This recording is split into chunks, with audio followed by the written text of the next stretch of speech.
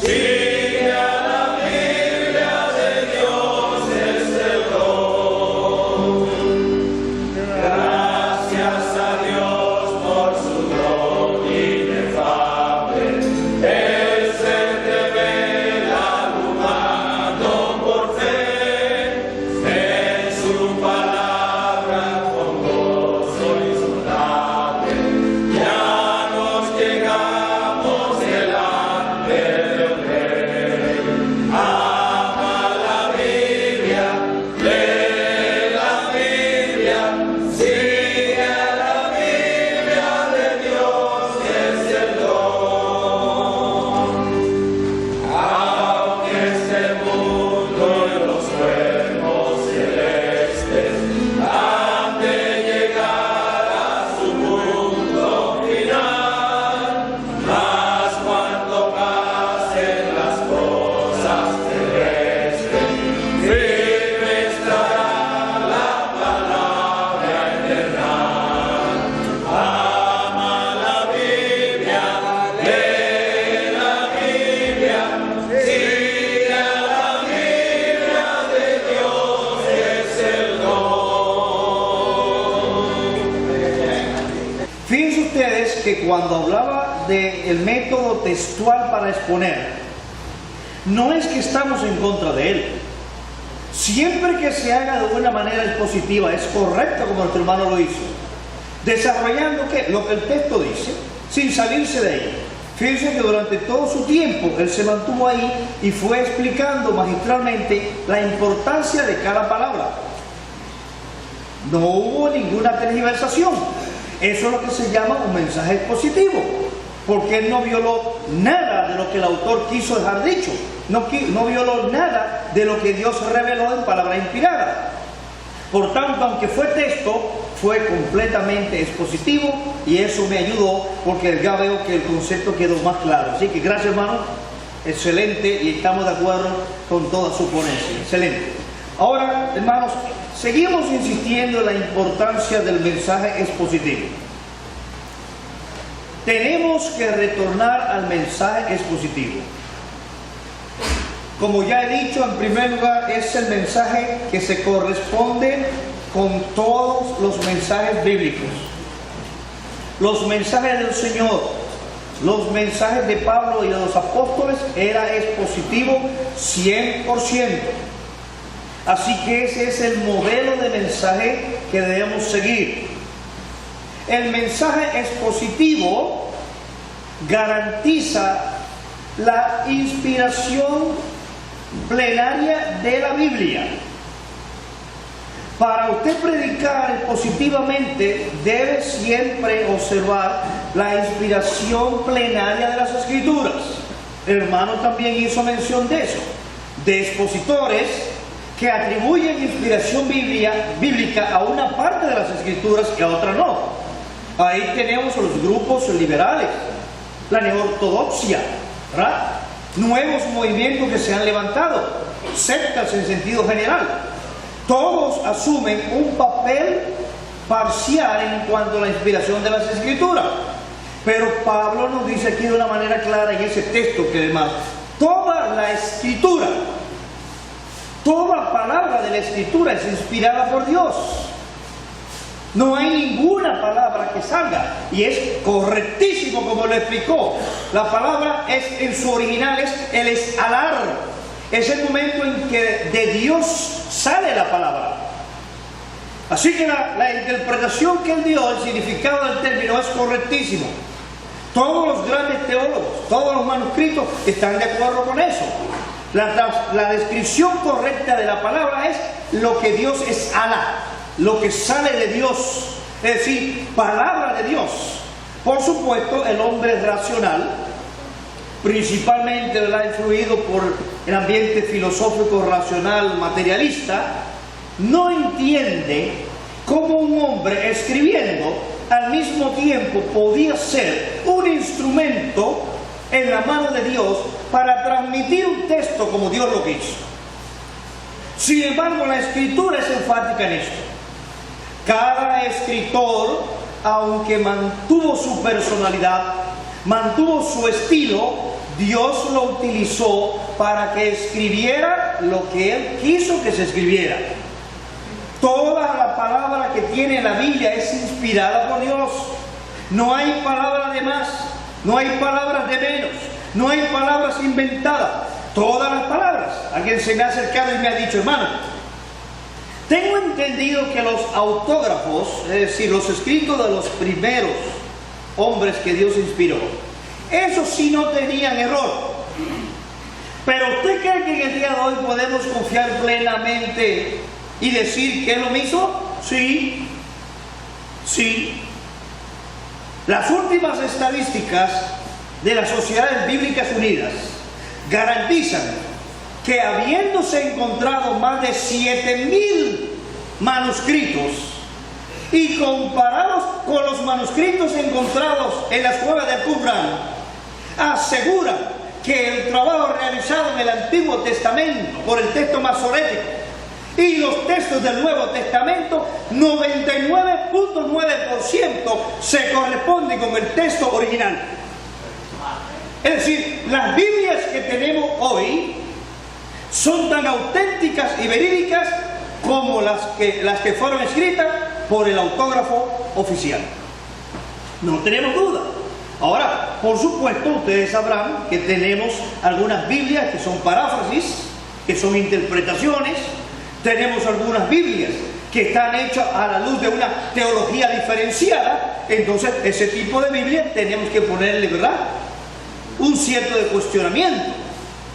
Inclusive hay Biblias del movimiento de los hermanos que en el día de hoy deben ser un poco separadas, porque tienen errores un tanto, diríamos, parcial, para que uno no se dé cuenta, pero están ahí.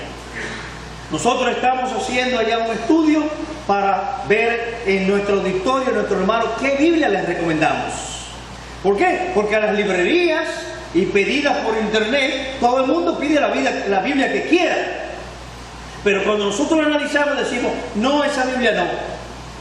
No, esa Biblia aquí no. Entonces nos reunimos los ancianos de la capital y del interior, evaluamos el texto, nos comunicamos con expertos en el texto y le decimos, ¿esta Biblia debe usarse? No, esa Biblia no debe usarse porque tiene un error en tal libro, en tal capítulo, en tal versículo. Y entonces esa Biblia la sacamos. Entonces hay que tener mucho cuidado de ese punto de vista, ¿verdad? Pero en el día de hoy, la documentación que tenemos sí se corresponde. Es decir, estamos en presencia de que la palabra de Dios es inspirada y nunca caerá. Sí que la palabra de Dios es real. Así que cuando uno predica expositivamente, uno garantiza la explicación en función de que la Biblia es inspirada de una manera plenaria, no parcial. La Biblia es inspirada totalmente, palabra por palabra. Que a veces yo no entienda el término, bueno, seguir investigando más. ¿Qué dicen los grandes maestros? Cuando encontremos un texto un tanto oscuro o que yo no lo entiendo, trate de interpretarlo a la luz de uno más claro. Si yo tengo un texto en un libro y no entiendo exactamente lo que dice, la regla principal es consultar el contexto inmediatamente superior e inmediatamente inferior. Si el contexto superior e inferior tampoco me ayuda a la interpretación, debo continuar todo el capítulo. Si todo el capítulo no me ayuda, debo buscar los capítulos anteriores y los capítulos posteriores. Si esos capítulos tampoco me ayudan, debo leer todo el libro. Si el libro no me ayuda, debo ir entonces a lo que se llamaría el contexto remoto. Buscar en otros libros, siempre manteniendo dos conceptos. En primer lugar, que la Biblia es totalmente inspirada y que aunque lo que yo no entiendo, pero siempre alejando toda posibilidad de entender de que porque no lo entiendo hay un error. No, nunca. Y en segundo lugar, entendiendo que el mensaje de la Biblia es uno. La Biblia no tiene varios mensajes. La Biblia tiene un solo mensaje dado a través del tiempo y de la historia de una manera gradual. Dios quiso desarrollar su programa en el tiempo y en la historia de una manera gradual. Dios no quiso transmitir todo su mensaje de una vez. Por eso hablamos de doble revelación. Hablamos de lo que se llama revelación general, a través de la naturaleza, a través del pueblo de Israel, a través de la historia, y hablamos de lo que se llama revelación exclusiva o particular, que es como la enfatiza el escritor del libro de Hebreos. Dios, habiendo hablado muchas veces de diferente manera en otros tiempos a través de los profetas, hoy nos habla a través de Hijo. Ni siquiera del Hijo, como dice alguna interpretación. La interpretación más correcta es a través de Hijo en el original. Es decir, la nueva revelación total tiene que ver con la persona de Cristo y su obra. Entonces, en ese sentido, ¿verdad?, entendemos que la Biblia tiene toda una transmisión única. Y aunque no la entendamos, nunca a partir del criterio de que hay un error posible. Eso lo puede hacer un neófito o lo puede hacer una persona, ¿verdad?, que tenga un criterio un tanto parcial de lo que sería inspiración. Pero un verdadero estudiante de la palabra nunca acariciaría la idea de que porque yo no entiendo ese texto tiene error. Entonces, siempre que procedamos así, no tenemos ningún problema. Entonces, el estudio expositivo nos ayuda a garantizar lo que es una verdad, como dicen de Peña de las Escrituras, que toda la Escritura es inspirada. Muchas veces la explicación temática y textual tiende a hacer eso: sacar el contexto, sacar el tiempo histórico, y ahí viene el problema de la interpretación. Pero cuando uno lo analiza expositivamente, difícilmente esto aflore. Ahora, como decía antes de la despedida, alguien dice, expositivamente es como predicaba Calvino, o como predicó Martín Lutero en una ocasión, o como predicaba Kramer o cualquiera de esos grandes expositores, desarrollando el libro versículo por versículo, versículo por versículo. No, eso no significa expositivo. Expositivo significa, como dije antes de terminar, que yo entienda el propósito del autor en siendo él utilizado como un instrumento inspirado. Por ejemplo, alguien me ha preguntado, ¿por qué tenemos 4 evangelios? ¿Un evangelio era suficiente? Yo le he dicho sí. El problema es que la inspiración es profunda, porque la inspiración no invalida la personalidad. Uno de los grandes secretos de la inspiración es que Dios transmite su palabra, pero no hace del hombre un autómata. No lo siente en una silla y le dice, escribe. No es así, la inspiración no funciona así. Dios permite mi personalidad. Es más, Dios usa mis niveles intelectuales. Dios permite ciertos recursos que están alrededor mío para que yo lo use en lo que Él quiera. Y ahí está el gran misterio de lo que es la inspiración. ¿Por qué Mateo escribe diferente a Marcos? ¿Por qué Marcos escribe diferente a Lucas y Lucas a Juan? Porque la inspiración respetó su personalidad y su voluntad en un momento. ¿Cuál era la preocupación de Mateo? ¿Dónde está el reino que el Señor prometió? ¿A dónde fue a parar el concepto del reino? Porque él estuvo predicando acerca del reino todo el tiempo y finalmente muere y asciende y el reino queda suspendido. ¿Qué pasó con el reino? Esa es la preocupación de Mateo. Y miren que Mateo iba apuntando. Mateo no es cualquier persona. Mateo es un hombre preparado, un hombre que podía resumir los mensajes. De hecho, el Evangelio de Mateo fue usado en los primeros años de la iglesia neotestamentaria como el manual de enseñanza de la iglesia, porque Mateo era una persona capacitada para ir escribiendo lo que el Señor decía. Mateo era un contador público al servicio del Imperio Romano, tenía que llevar informes financieros y sabía también cuánto debía de ganar y cuánto no debía de ganar. Bien, Entonces, en ese sentido estamos hablando de un hombre preparado. Y Mateo se pone a pensar, ¿pero qué pasó con el reino? Pero eso no preocupa a Marcos. Marcos no está preocupado por el reino. Porque Marcos lo que andaba era oyendo los discursos de Pedro. Y Pedro lo que va transmitiendo es su vivencia en cuanto a esa vida de obras tan potentes, Dios demostrando a través de sus obras, sus milagros, el poder de Jesucristo presentado como el Mesías esperado. Y eso es lo que llama la atención a Marcos, escribir lo que Pablo decía.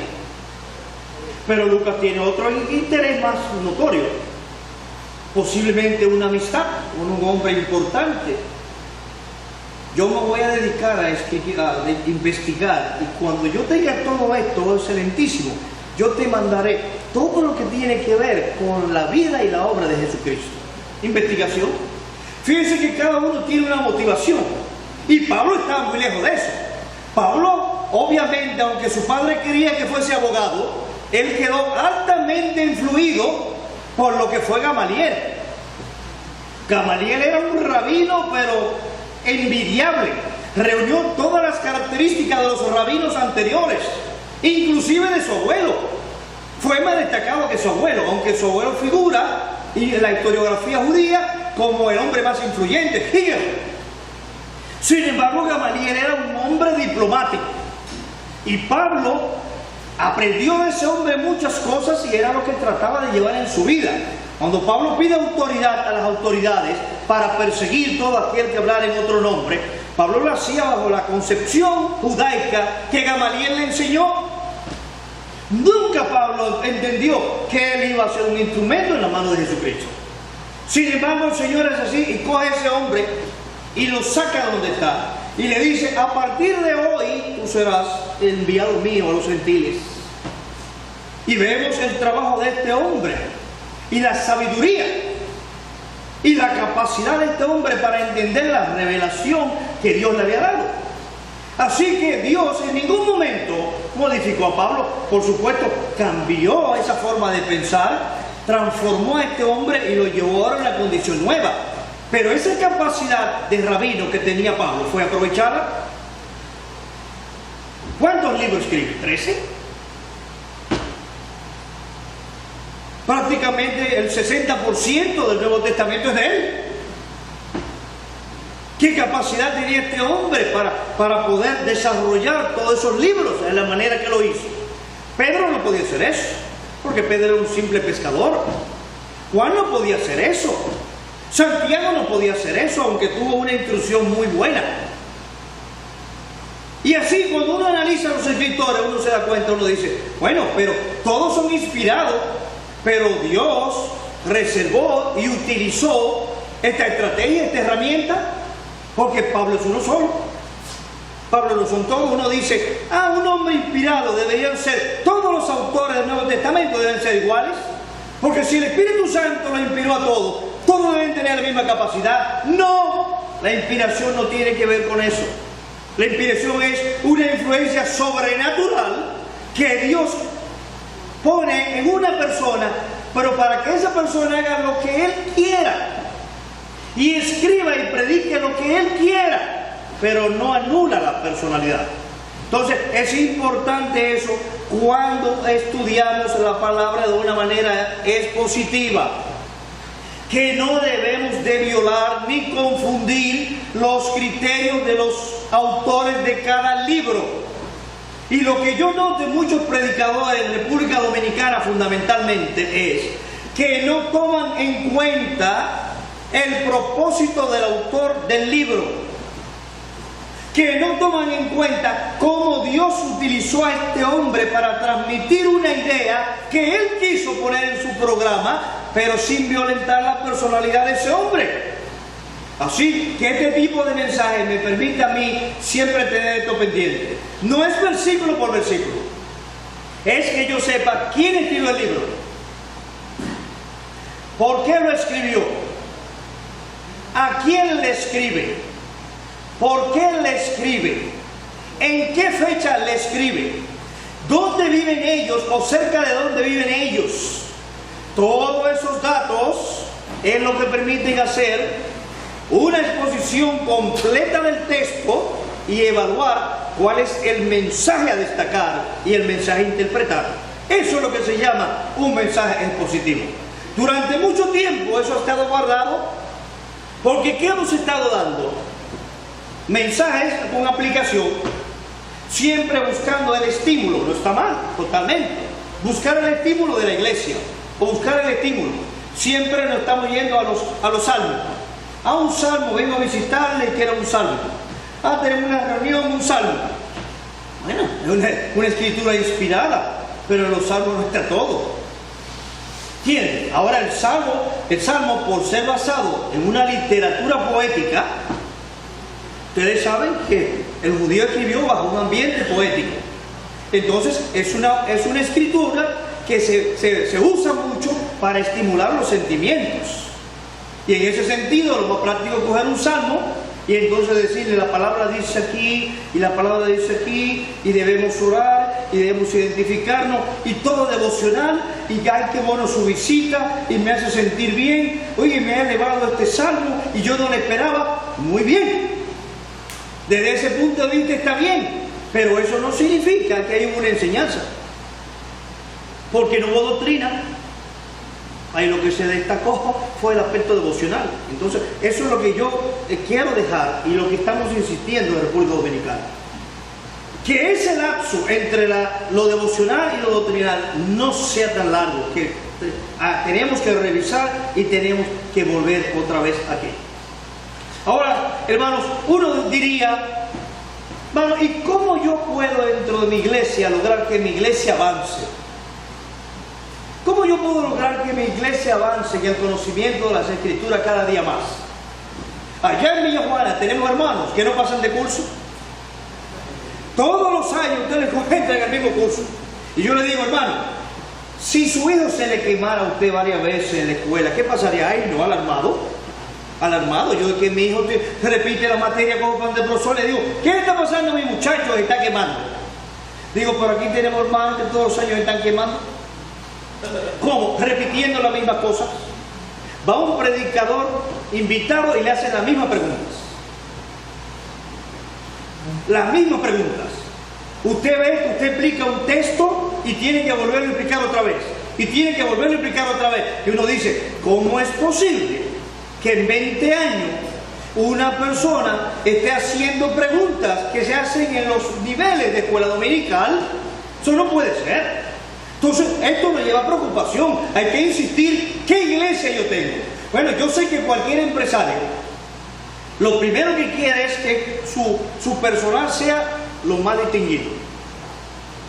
En todos los órdenes sociales de la vida, el hombre quiere siempre adelantar. Bueno, pero esa misma preocupación tenemos nosotros que tener por nuestras iglesias. Nosotros tenemos que tener iglesias de estudiantes de la palabra que cada día avancen más. Tenemos que tener iglesias que cada día alcancen mayor nivel en el desarrollo. Y entonces, ¿qué nos decimos? ¿Y cómo lo logramos? Bueno, yo pienso que uno de los errores históricos ha estado en que las iglesias le han cedido esa oportunidad a los seminarios. El seminario desarrolla una planificación de cómo hacer que un estudiante entre en un nivel bajo y salga graduado. Y una iglesia tiene un miembro 20 años y a los 20 años no hay mucha diferencia con relación al tiempo en que él entró. Entonces el seminario está ocupando el lugar de la iglesia local. Se suponía que la iglesia debía ser, ¿verdad?, el seminario, un asistente, una herramienta para una iglesia local. Sin embargo, a través de la historia fuimos dándonos cuenta que el seminario fue ocupando el lugar que le correspondía a la iglesia. Entonces uno dice: bueno, ellos tienen un modelo estructural que no se puede hacer dentro de la iglesia. ¿Quién ha dicho no se puede hacer dentro de la iglesia? ¿Quién ha dicho no se puede hacer dentro de la iglesia? Sí se puede hacer. Lo que tenemos que saber es cómo implementarlo dentro de nuestras iglesias. Por ejemplo, yo tengo un plan hecho por un hombre que tiene 45 años enseñando cómo interpretar correctamente. Ese hombre, yo sé que algunos de ustedes lo conocen. Él se llama Roberto L. Thomas. Roberto L. Thomas es un hombre que está al servicio del seminario máster de la iglesia donde está el hermano MacArthur. Ese hombre, después de más de 45 años enseñando, él diseñó un plan que le está dando mucho resultado a ellos y a otras iglesias. Ese mismo trabajo, pero en otro orden, lo desarrolló el famoso teólogo, para nosotros en el ámbito inglés el mejor teólogo, Charles Ryder, haciendo también el mismo esquema de cómo desarrollar a un verdadero expositor. ¿Cómo se llega a ser un verdadero expositor? ¿Cuáles son los pasos? Otra persona que ha hecho un buen trabajo en eso es el doctor Evis Carballosa de España. Son ahora mismo prácticamente los 3 modelos que existen en todos los seminarios. ¿Qué dicen ellos? ¿Cómo desarrollo yo a un verdadero expositor de la Biblia? Los siguientes pasos, 4 niveles. Primero, introducción bíblica. Segundo, conocimiento de los idiomas de la Biblia. Tercero, base hermenéutica, reglas de interpretación. Cuarto, exégesis, cómo sacar el texto. En quinto lugar, teología bíblica. Y en sexto lugar, teología sistemática y luego exposición. Ahí está. Es difícil llegar a ser un buen expositor. Pasa por todos esos niveles, como se hace en un seminario o como se hace en la universidad, y tú puedes tener en tu iglesia o personalmente un buen expositor. Muchas veces me sorprendo que las iglesias no se da ni siquiera una vez al año introducción al Antiguo Testamento y al Nuevo Testamento. Es más, iglesia que yo conozco de República Dominicana donde nunca a sus miembros se le ha dado una introducción al Antiguo Testamento. Y dicen todos los entendidos que ese es el punto principal para empezar a ser un buen expositor. Una introducción al Antiguo Testamento. ¿En qué consiste esta introducción? ¿Cuántos libros tiene el Antiguo Testamento? ¿Quiénes son los autores de esos libros? ¿En qué fecha escribieron? ¿A quién escribieron? ¿En qué lugar escribieron? Todo ese tipo de información se da una introducción al Antiguo Testamento. De igual manera, una introducción al Nuevo Testamento. Ustedes saben, por ejemplo, que cuando uno llega a Malaquías, hay una serie de cosas ahí que se detienen. El sacerdocio, sinagoga, Sanedrín, etc. Pero cuando usted llega a Mateo, muchas cosas de esas no aparecen. Y cuando llega Mateo, aparecen otras cosas, los fariseos, los escribas, los herodianos. Y entonces uno dice, oye, pero aquí hay un cambio. Bueno, ¿y este cambio? Porque hay 400 años de diferencia. Entre uno y otro hay 400 años de diferencia. Y en esos 400 años hubo muchos cambios. Entonces, si usted no le da una introducción a una persona nueva, él no sabe cómo moverse del Antiguo al Nuevo Testamento, porque usted ha puesto un paréntesis de 400 años que hay un vacío. Entonces, si eso no se explica, ¿cómo se interpreta correctamente? Entonces, usted tiene que darle a su iglesia una vez por año, aunque sea breve, aunque lo haga un hermano de la iglesia, o que usted tenga que contratar a otro, o mandar a buscar que se lo manden maestros de otro sitio, una vez al año, un repaso de una introducción al Antiguo Testamento. Porque aunque hay creyentes maduros, la iglesia siempre está moviéndose. La iglesia es un organismo vivo. Unos entran, otros salen, otros mueren, otros entran. Entonces, en ese sentido, los métodos tienen que estarse rebasando y replicando cada vez más. Entonces, una vez al año, usted da una introducción al Antiguo Testamento, da una introducción al Nuevo Testamento, ¿verdad? ¿Cuáles son los libros que forman el Nuevo Testamento? ¿Cuáles son los autores? ¿Verdad? ¿Qué propósito tuvieron? Entonces la iglesia tiene ya una base. Segundo paso, dicen ellos, enséñale algo de los idiomas. ¿Cuántos idiomas tiene la Biblia? ¿Cómo fueron formados? ¿Cuándo fueron formados? ¿Qué corresponde? ¿Por qué quiso Dios que el Antiguo Testamento fuese escrito en hebreo? Un idioma tan difícil, prácticamente muerto.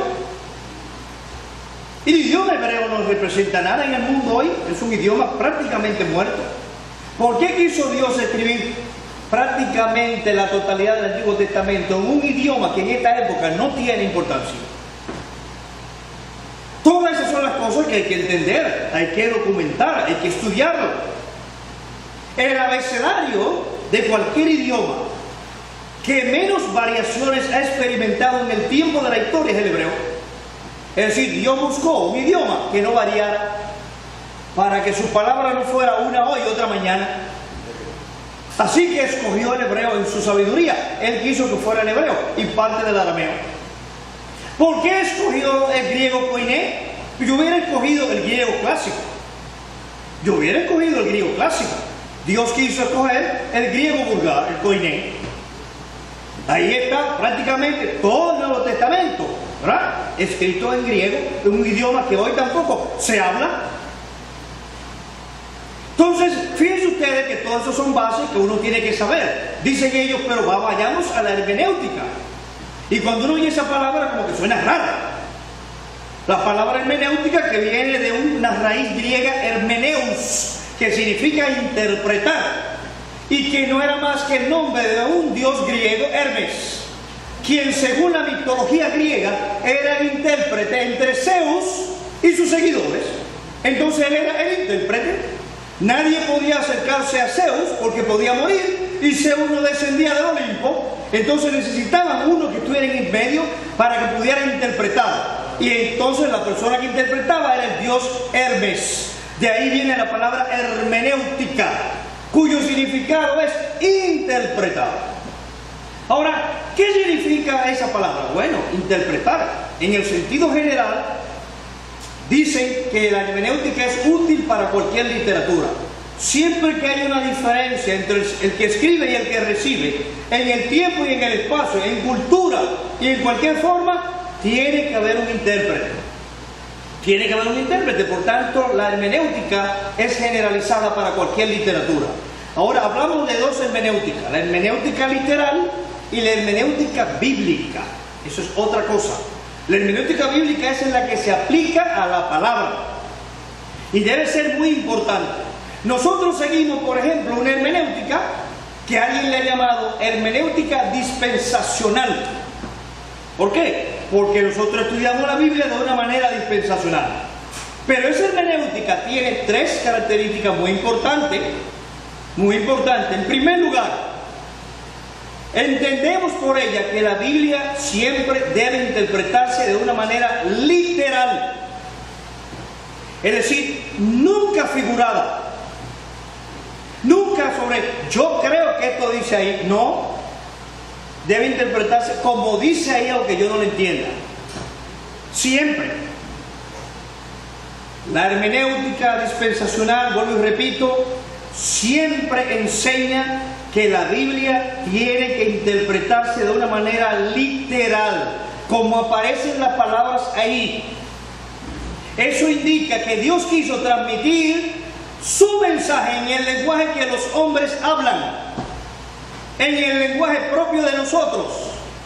Por eso dentro de esa hermenéutica se contempla lo que es la gramática y sus reglas. Para interpretar un texto, usted tiene que saber quién habla, el sujeto, a quiénes les habla o qué habla el predicado. Tiene que saber qué es un verbo, qué es un adjetivo, qué es un pronombre, qué es un sustantivo, ¿verdad? Todo eso hay que saberlo, qué es un tiempo verbal.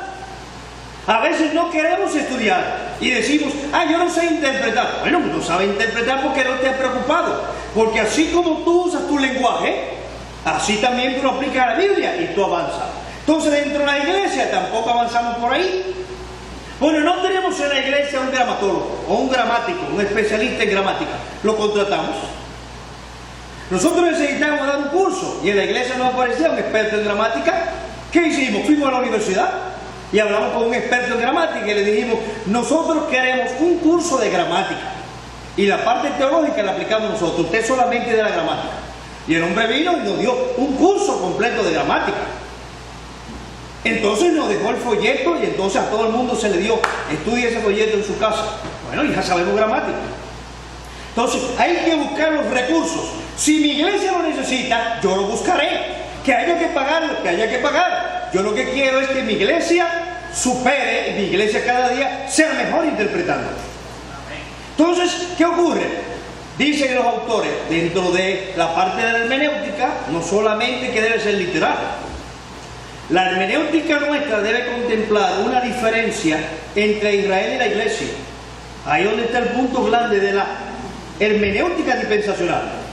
La diferencia entre nosotros y otras denominaciones en cuanto a la interpretación tiene que ver fundamentalmente con esos dos puntos. Interpretar literalmente, no alegóricamente, y diferenciar entre la iglesia e Israel. Para ellos, la iglesia comenzó en el Antiguo Testamento. Israel y la iglesia son la misma cosa. Las promesas del Antiguo Testamento hechas a Israel se cumplen en la iglesia, porque ellos vienen diciendo y predicando que la iglesia y Israel son la misma cosa desde el Antiguo Testamento. Cuando usted estudia la Biblia de una manera literal, no alegórica, literal, usted se da cuenta que fácilmente puede diferenciar entre Israel como pueblo terrenal y la iglesia como pueblo celestial. Ahora, el que la lee de una manera alegórica, obviamente que va a confundirse. Si usted en vez de estudiar la Biblia a través de dispensaciones, la estudia por pacto, llega un momento que esos pactos no son suficientes para mostrar esa diferenciación. Y entonces usted cae en tremendo error. Y cuando viene a ver, empieza a identificarse con una línea que no es la suya. Nosotros en esto tenemos que tener mucho cuidado, porque un estudiante nuestro, nuestra iglesia, de pronto está oyendo programas de otra iglesia, está oyendo mensajes de otra iglesia a través del internet, está asistiendo a otra iglesia, y cuando encontramos decimos, pero esa iglesia no tiene nuestra hermenéutica. Esa iglesia no es de nosotros, porque esa iglesia no tiene nuestra hermenéutica. Y vienen con preguntas y me dicen, mire pastor, tengo un problema con este texto, déjame verlo. Mire que aquí dice tal cosa. Bueno, por supuesto que tiene que decirlo, porque ese autor no es dispensacional. Ese autor es de otra hermenéutica. Entonces, tenemos que tener todos estos puntos muy claros al momento de interpretar. Ahora, dice Thomas, dice Charles Ryder y dice Carballosa, un cuarto paso. Bueno, ya sabes, ya diste las introducciones, ya diste conocimiento breve o parcial sobre los idiomas, ya diste hermenéutica. Ahora pasa al cuarto nivel. Lleva a tu iglesia a un cuarto nivel, el exégesis. A veces yo oigo predicadores que dicen, voy a hacer un exégesis desde el púlpito. Y cuando yo lo escucho, ¿ustedes saben qué consiste el exégesis?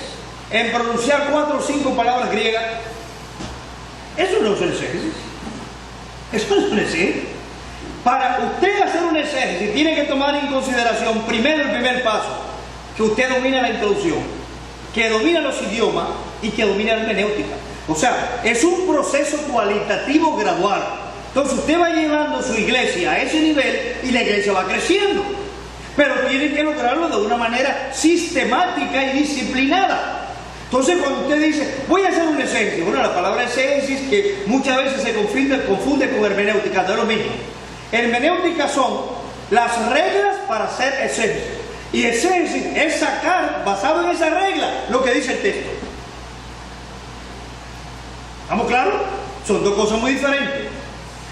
Exégesis es la palabra ex, sacar, interpretar lo que dice realmente el texto.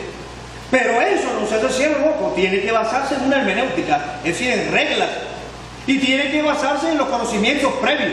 No fue que yo creo que el término aquí dice, no dice eso, porque entonces usted estaría violando los pasos anteriores. Entonces usted hace una exégesis y va trabajando completamente. Cuando llega a ese exégesis, ahorita la complementa con otras cosas. Por ejemplo, misionología, la historia de la iglesia, consejería, administración, evangelismo, homilética. Usted le suma todo eso al exégesis, entonces ahí es un exégeta de verdad. Porque por el hecho de pronunciar 3 palabras o 4 en griego o en hebreo, eso no lo hace usted un exégeta. Para ser un exégeta, tiene que tener todos esos elementos y todas esas herramientas. Entonces ahí es donde usted es un exégeta de verdad. Entonces hay personas que se aprenden 3 palabras del griego, ¿entiende? Consultan cualquier libro Y entonces vienen y la mencionan en un púlpito que, dicho sea de paso, ¿verdad? Hay que tener cuidado también con eso, porque hay personas que basan su mensaje completamente en griego. ¿Y qué sabe un auditorio de griego que nunca ha estudiado eso? Hay que tener mucho cuidado. Pero entonces, ahí viene la palabra de que yo hice un exégesis. Entonces, cuando usted pone todas esas materias, fíjese que entonces ahí va creciendo. Mucha gente a veces le dice a la iglesia: ay, hermano, nosotros quisiéramos un curso sobre misionología. Pero resulta que misionología está en el lugar 4 del escalón de ascendencia en el aprendizaje. Una iglesia que no tenga introducción a ninguno de los testamentos. Una iglesia que no haya hablado nada de los idiomas. Una iglesia que no haya hablado nada de hermenéutica. Una iglesia que no haya hablado nada de exégesis. No puede dar misionología. Porque usted está poniendo a hablar a una iglesia de un tema que corresponde al nivel 5 y está violando 4 niveles que todavía esa iglesia no está capacitada. Ahora usted me dice: bueno, misión desde el punto de vista de coger 4 o 5 personas y mandarlas al sitio, o misión desde el punto de vista de coger 2 hermanos de la iglesia y comisionarlos para que nos representen en tal sitio. Eso no es misionología. Estoy hablando de misionología desde el punto de vista de teología. ¿Qué significa desarrollar una misión a la luz del Nuevo Testamento? Yo respeto mucho a las misiones históricas, pero no entiendo que todas las misiones históricas se corresponden con el patrón del Nuevo Testamento. Siempre que yo analizo el patrón del Nuevo Testamento, lo hago partiendo de los viajes misioneros de Pablo. Eso para mí es misión teológica, no misión de organización. Y respetando la historia, y leo mucha historia, y he enseñado historia ya por 5 o 6 años. Pero no estoy de acuerdo con todo el modelo histórico. El modelo misionológico que tiene bendición, que tiene promesa y que tiene resultado, es el del Nuevo Testamento, no el histórico. Entonces uno dice: ah, esto es misión. No, eso no es misión. Dice tú que es misión. Misión bíblica es otra cosa. Entonces, ¿qué ocurre? Fíjense ustedes que vamos subiendo, ¿verdad? El tiempo ya se me fue. Vamos subiendo y vamos experimentando niveles. Entonces, donde vamos aprendiendo a ser expositores. Pero luego viene entonces la teología. Me dice un hermano recién, se acaba de convertir y tiene 3 meses en Villajuana. Y de pronto paso por al lado y lo veo como un libro de Apocalipsis. Y le digo: oh, ¿y ese libro? Dice: no, lo acabo de comprar, me lo recomendaron. Un libro de Apocalipsis. Ajá. Digo yo: ¿y por qué lo compraste? Ah, no, me gustó. Y hablando a alguien de Apocalipsis, de profecía. Y creo que es bueno. Dígame usted, la escatología es la rama final de la teología sistemática. Y la teología sistemática es el último nivel para interpretar las Escrituras. Una persona con 3 meses de convertido, ya con un libro de Apocalipsis en la mano, ¿puede entender lo que dice Apocalipsis? No lo puede entender. ¿Por qué? Porque no tiene los niveles. Es como un estudiante universitario que a los 3 meses en la universidad quiere hacer ya materia de grado, de tesis. Pero eso no puede ser. Entonces, tenemos que desarrollar dentro de nuestras asambleas niveles pautados para que la iglesia vaya desarrollando el nivel de conocimiento de las Escrituras. Y eso tiene que hacerlo el liderazgo. El liderazgo de la iglesia tiene que reunirse una vez al año y preparar un programa a dónde queremos llevar a nuestros miembros. ¿Dónde están nuestros miembros hoy? ¿Cómo se hace eso? A través de exámenes. Evalúe cada persona de su iglesia para que usted se dé cuenta qué nivel bíblico tiene. Hágale un cuestionario de 50 preguntas y le diga: llévate eso para tu casa, llénalo y tráemelo. Y a cada miembro de la iglesia se le da un cuestionario. Cuando el liderazgo se sienta y toma todo eso, dice: no, pero esta iglesia está a un nivel bajo. Pero mira las preguntas que no se pudieron contestar aquí. Entonces usted pone preguntas de doctrinas básicas. ¿Quién es Dios? La soberanía de Dios, los atributos de Dios, los decretos de Dios, el Hijo, la función del Hijo, la preexistencia del Hijo, la obra del Hijo, la muerte del Hijo, la resurrección, el Espíritu Santo. ¿Quién es el Espíritu Santo? ¿Qué visión cumple hoy? ¿Qué función cumple hoy? ¿Cuándo descendió el Espíritu Santo? El surgimiento de la iglesia. Y entonces usted pone una serie de informaciones y usted se da cuenta a qué nivel está su iglesia. Porque a veces suponemos que la iglesia conoce, pero no la hemos probado. Entonces decimos, no, mi iglesia es bíblica, pero ocurre como un hermano que se encontró con un testigo de Jehová y me llama, que ¿dónde estoy yo? Digo, yo estoy trabajando. ¿Qué tú quieres? Que tengo un testigo aquí y yo quiero que usted venga para que lo enfrente. Digo, no, es que aunque yo no esté trabajando no iría. ¿Sabes por qué? Porque para eso estás tú ahí. Yo te enseñé para que tú sepas enfrentar a un testigo. Yo no hago falta ahí. Bueno, ¿qué me evidenció eso mismo? No estaba preparado para contrarrestar las preguntas de un testigo. Entonces, ¿qué hice? Lo sometí de nuevo a un curso nuevo. Ven, va a empezar de nuevo. Ok, va a empezar de nuevo. Entonces, ay, ¿para qué yo pregunté? Me dice después de que, ay, ¿para qué yo pregunté? Ah, porque esa pregunta me demostró a mí que no estaba preparado para contrarrestar a un testigo de Jehová.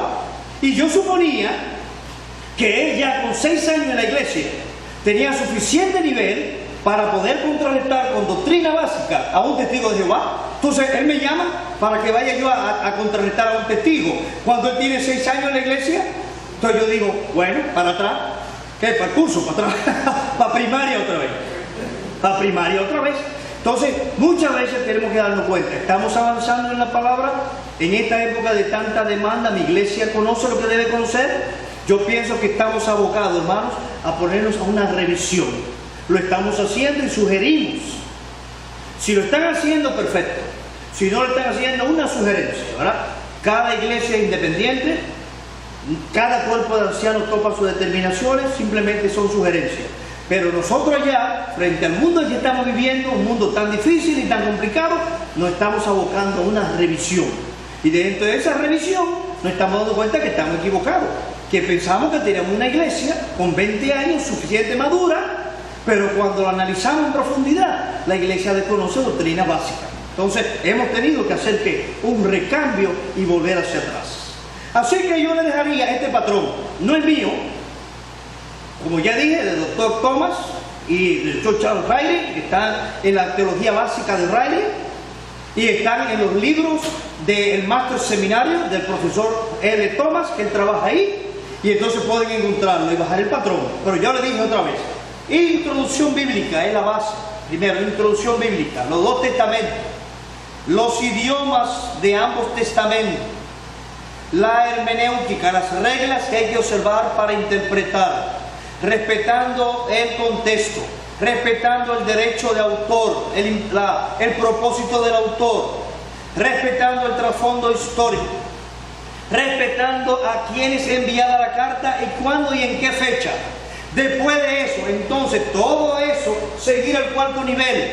¿Cómo interpreto ahora la luz de eso? Eso lo apoyo con otras materias. Entonces, ahí ya tengo el exégesis. Y entonces luego paso a la teología, ¿verdad? Que ya sabemos que es un conjunto de doctrinas, ¿verdad?, traídas a través de las Escrituras. Entonces, en ese sentido, cuando yo llevo mi iglesia a ese nivel, entonces ya yo tengo ahí verdaderos opositores. Nunca tengo miedo de que ese hombre hable en cualquier sitio porque tiene nivel, ya ha ido pasando sus niveles y está listo. Entonces, ¿qué? Vuelvo y repito, no dejarle eso a los seminarios. La iglesia podemos hacerlo. Cuando en las reuniones de semana, un día, no vamos a variar nuestro culto, pero vamos a coger el jueves, y el jueves, en vez de tener estudio, vamos a tener una especie de escuelita en la iglesia, una escuela. El estudio de jueves es una escuela. Y entonces vamos desarrollando toda esa doctrina, la vamos aplicando mes por mes, cada 2 meses, cada 3 meses. Y así el tiempo va corriendo y vamos llevando una iglesia madura en la palabra. Y nunca vamos a tener problemas, y nosotros vamos a tener también un pastorado suave, porque cuando usted tiene una iglesia con hermanos maduros, usted no tiene problemas casi. Pero cuando tiene una iglesia llena de hermanos neófitos, que siempre tienen problemas de interpretación, que se llevan de cualquier corriente que les pase por al lado, entonces usted tiene un pastorado con mucha dificultad. Imagínense, nosotros tenemos cerca de 200 miembros. Si cada miembro de eso me trae un problema semana por semana, una persona que no está dedicada a pastorado completo, pues yo tengo mi profesión. Yo tengo mis compromisos profesionales. Tengo que estudiar. Entonces, imagínense cómo da mi tiempo para atender una iglesia de 200 miembros, teniendo que trabajar y teniendo que estudiar. Pero en la medida en que esa iglesia se va capacitando, yo tengo menos problemas. Y entonces por eso el esfuerzo de trabajar y estudiar para que la iglesia se vaya superando. Hermanos, que el Señor le bendiga. Gracias por el tiempo. Pienso que hemos todos aprendido hoy. Y mi inquietud es seguir insistiendo en el estudio de la palabra. Que esas palabras de Pablo a Timoteo en las pastorales nos ayuden a desarrollar y que podamos cada día ser mejores intérpretes de las Escrituras y tener iglesias bien capacitadas para interpretar. Que el Señor le bendiga, y como he hablado rápido y he dicho muchas cosas, en la pregunta puedo aclarar algunas cosas que ella haya dicho con mucha velocidad. Que el Señor pues le bendiga a todos. Amén.